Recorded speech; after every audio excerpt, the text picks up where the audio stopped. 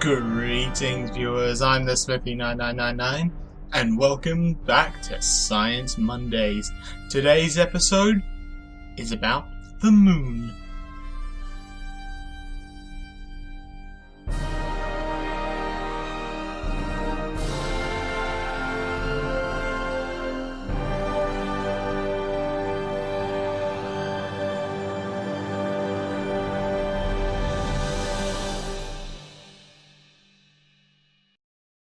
The most popular theory behind the formation of the moon is known as the giant impact hypothesis, or the Theia impact.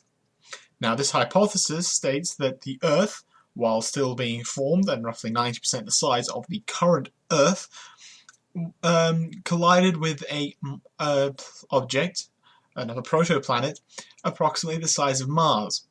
This planet, sometimes called Theia, hence the Theia impact, caused an impact which sent many amounts of debris into orbit around the Earth. Now, this orbit, this debris, which was orbiting the Earth, formed the moon, similar to how protoplanets are formed around the Sun, where the matter in the disk of debris around the planet coalesced and cooled, forming a body. Some supporting evidence of this theory is that the Earth's spin and the Moon's orbit have similar orientations. Samples gathered by lunar expeditions have found that the surface of the Moon was once molten. However, this is does not support simply just this hypothesis, but at least one of the other hypotheses that I will be explaining in this video. Also, the Moon has a relatively small iron core with lower density to that of Earth. And also, the stable isotopes of lunar and terrestrial, that is, Earth rock, are identical, implying a common origin rather than separate origins. Now, trying to replicate this is very difficult in Universe Sandbox 2, as I've tried many times and have not been able to recreate the incident in that. However, this is just a visual aid, and Universe Sandbox is nowhere near as powerful as a true physical simulation can be. So do not take the fact that it's impossible in a game to mean that it is unlikely or impossible in real life. A second hypothesis is that the Moon was actually captured by the Earth's gravitational field rather than formed alongside or due to the Earth. Now, this is not the favoured theory, as it does not explain the essentially identical oxygen isotope ratios on both the Earth and the Moon. One thing to remember is that these are hypotheses and may be proved to be more or less likely as our understanding of physics and astrophysics increases in the coming centuries. So do not take the fact that it is very popular or very unlike theory as hard fact. It is not. We do not currently fully understand mechanisms. We are just giving our best guess, which is what physicists have to do when you can't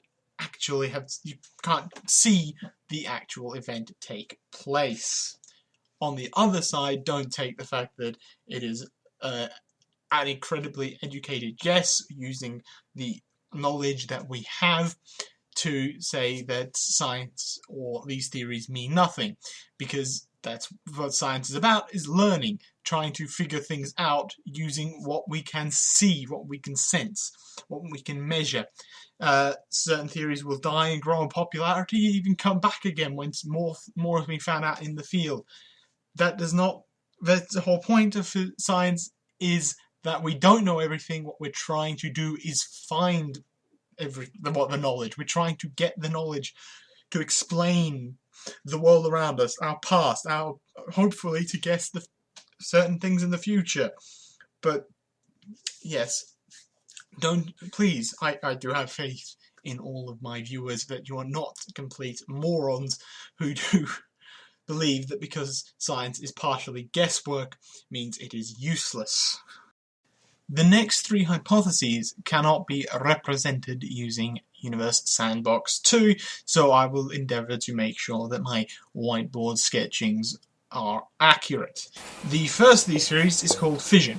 This has nothing to do with nuclear fission, but instead is a theory which posits that the Earth, while it was in its molten protoplanet stage, rapidly span enough to expel a piece of its mass from itself, which then coalesced in orbit around the Earth as the Moon. This theory proposes that the Pacific Ocean represents the scar of the event on the Earth. However, the oceanic crust is known to be relatively young compared to the age of the Moon, only 200 million years old and less, or possibly less, whereas the Moon is considerably older. One more downside to this theory is that it does not account for the angular momentum of the Earth-Moon system, and this is a very important piece of any theory about the formation of the Earth-Moon system. Now, that does not mean that it definitely is not the fission hypothesis which is correct, as there may be some piece of the puzzle that we have not found yet. The fourth hypothesis is that of accretion, which posits that the Earth and Moon were formed together as a double system as part of the primordial accretion disk of the solar system. This also does not take into account the angular momentum of the Earth-Moon system. It also doesn't account for why the Moon has such a smaller iron core compared to the Earth. If they were formed as part of the same parts of the primordial accretion disk, they should have roughly the same composition with regards to metals formed at that time. The final theory is that a geothermal reactor exploded on the surface of the proto-Earth and expelled matter into orbit, which then coalesced and formed the Moon. A geothermal reactor is a natural nuclear fission reactor. This occurs when a fissionable material, such as uranium, is inundated with a neutron moderator. A neutron moderator is a material, such as heavy water or soft water, that slows down the neutrons such that they can form a sustainable nuclear fission reaction. Now, neutron modifier typically on Earth at the moment is groundwater, which is evaporated by the heat generated by the fission reaction. This, in turn, stops the reactions from occurring.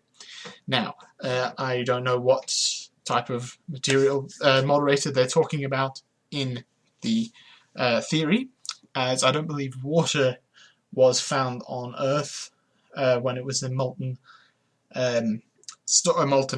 protoplanet, which I believe is what they're saying, what they're theorizing if the Earth was at the time. I do not know, but obviously this material had a sudden burst of energy which caused the matter to erupt and escape from the Earth, but still be in a orbit around the Earth, and then collided and crashed into each other and coalesced, forming the Moon. And that finishes all the theories that I will be covering in this video. If I've missed any, please feel free to mention them in the comments below. I have been the Smithy99999. This has been Science Mondays, talking about the origins of the Moon. And goodbye.